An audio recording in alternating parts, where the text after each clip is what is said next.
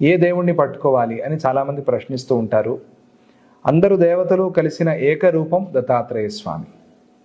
అటువంటి దత్తాత్రేయ స్వామి హైహయ వంశంలో జన్మించిన కార్తవీర్యార్జునుడికి అనఘాష్టమి వ్రతాన్ని ఉపదేశం చేశారు.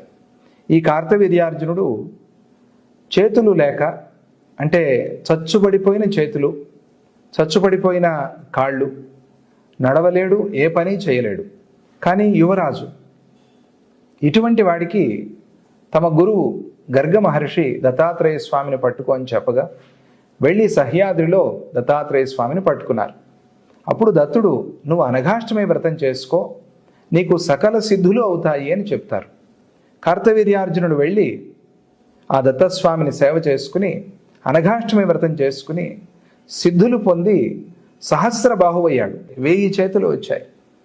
అటువంటి అనఘాష్టమి వ్రతం అది. సకల సిద్ధులని అనుగ్రహించేటువంటి అనఘాష్టమి వ్రతం.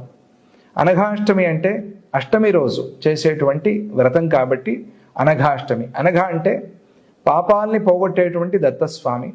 అనఘ అంటే అనఘా మాత, దత్తస్వామి యొక్క యోగశక్తి. భార్య అని కాదు, ఇక్కడ యోగశక్తి. అందుకనే అనఘస్వామి, అనఘామాత. వీరి పుత్రులుగా మనం అణిమాది అష్టసిద్ధుల్ని చూస్తున్నాం. 8 సిద్ధులు. మన ఎన్ని కోరికలున్నా లోకంలో మానవులకు కానీ ఎవరికైనా